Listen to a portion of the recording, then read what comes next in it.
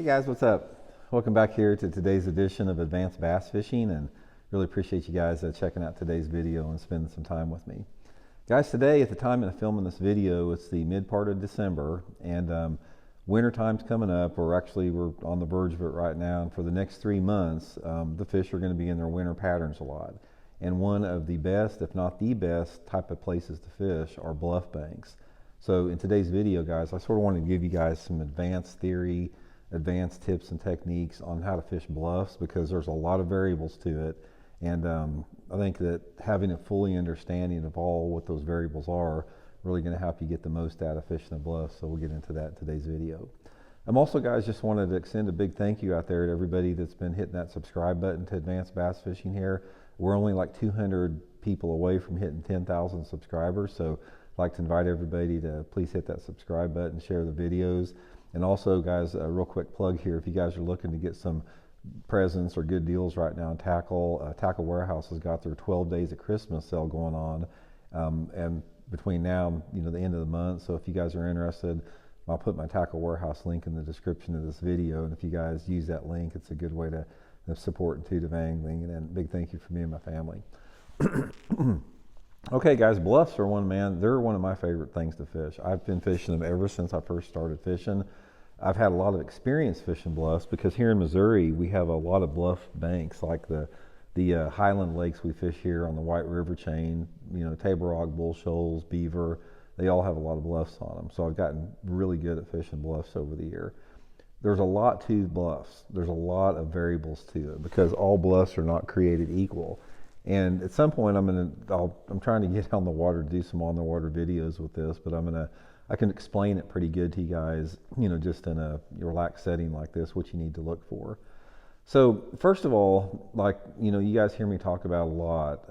One of the most important elements in, fishing bluffs is the water visibility. Now I want to talk specifically in this video about wintertime bluffs fishing, because fish will live on bluffs all year. And there's different techniques, and the fish use them differently at different times of year, but we'll save that for other videos. So I want to talk about fishing bluffs November, December, and February in today's video. Your number one element is going to be the water visibility that you have, because that's going to dictate the technique, followed by the proximity of that bluff to deep water.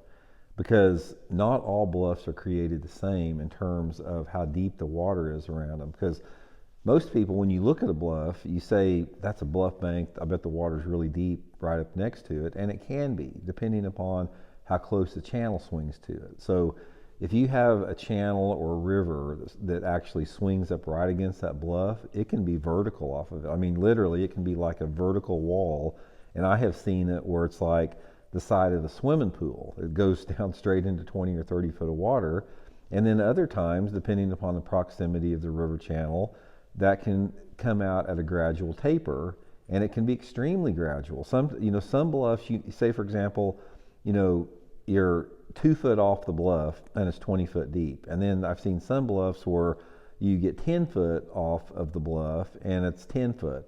And then I've seen some bluffs where you get 20, 30, 40 feet off the bluff and it's 5 or 6 feet because the channel is farther out away from there. So the productivity of a bluff a lot of times is relative to how close that deep water is next to it. Now, that being said, you don't have to have the deep water right hitting it against it. In fact, I don't like that. If you gave me like an ideal bluff to fish, I would say if my boat was say, probably, say my boat is 10 foot off of the bank and I'm working down a bluff, paralleling that bluff, and my boat is 10 foot off of the bluff. If my boat is in, say, 10 to 12 foot of water, sort of in that range, say 8 to 12 foot of water, 10 foot off the bank, to me that's like perfect, because that offers a lot of potential cover and areas to the fish. If you have a bluff like that, where you have sort of a gradual taper, say for example, I'm 10 foot off the bluff, and it's 12 foot deep, and if I get 20 foot off the bluff, it may be 25 foot deep. That is an excellent type of habitat, because you're pretty confident that there's a lot of big rock under the water there. And the stair step, as far as this gradual, irregular stair step, that offers a lot of cover for the fish. They can use, those gradual drops. They can migrate up and down it really easy. It's just the best type of cover. I have not done that great off of vertical wall bluffs, and I haven't done that great on super slow tapering bluffs where you're 30, 40 foot off the bluff and it's only 5 or 6 feet deep. You need to have sort of that zone that I talked about there. Okay, so that's the first thing to remember.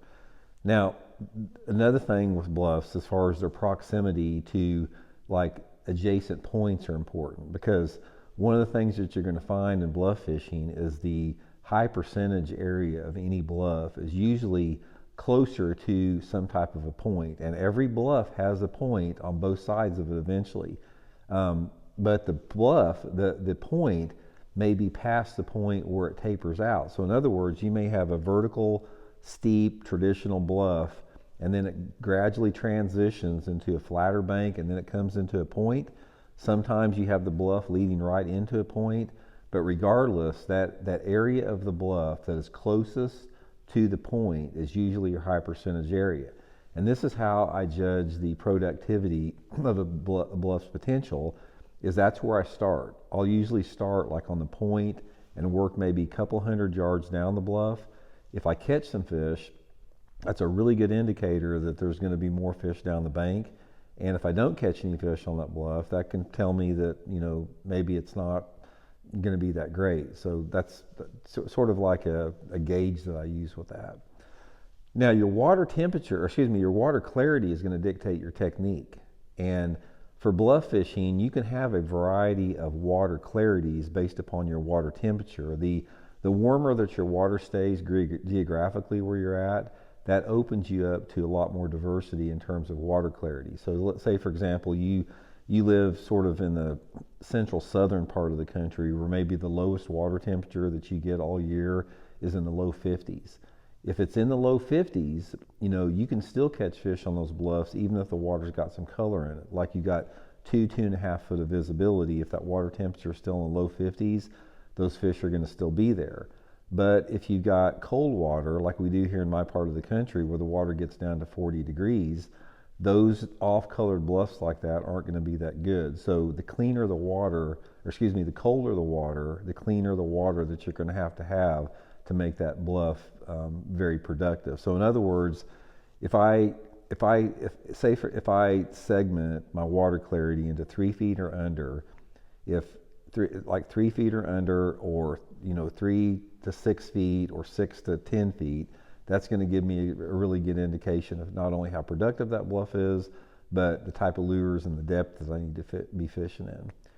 If your water visibility and your water temperature, if your water temperature is in the 50s and your water visibility is less than 3 feet, some of the top techniques are going to be like a crankbait, maybe a chatterbait, maybe slow rolling a spinnerbait, possibility with a jig.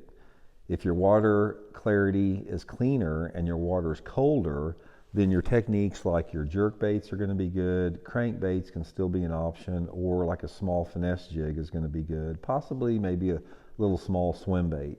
Because if you have cleaner water, like clear water on these bluffs, those fish will move out and they'll suspend out off those bluffs, especially if you've got any type of submergent timber out there. So sometimes if I'm fishing a bluff, I may get out there, if the water's real clear, I may get out there in 20 or 30 foot, look for fish suspended out there, maybe fish a swim bait, maybe fish a jerk bait over that deeper water, and sort of figure out how those fish are positioned on the bluff.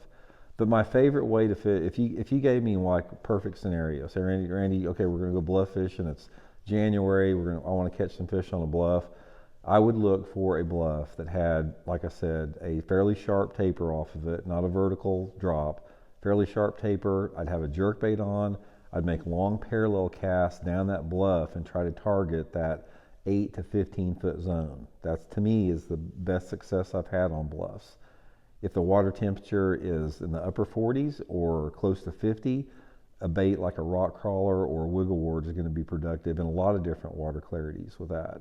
And you never can count out a jig. A jig will work in any type of water clarity in a lot of different depths. So you can pretty much just limit your tackle to a crankbait, a jerkbait, and a jig. Those three right there are going to get you bites on a bluff most all the time. Now, bluffs are a really good type of structure or pattern. It's like normally if you're in a part of the lake and you're getting a few bites off a bluff, almost guaranteed you can go around to different bluffs in the nearby area and also catch fish on them. Some of them are going to be more productive than others simply because every one of them has a different slope on them. Every one of them is positioned different.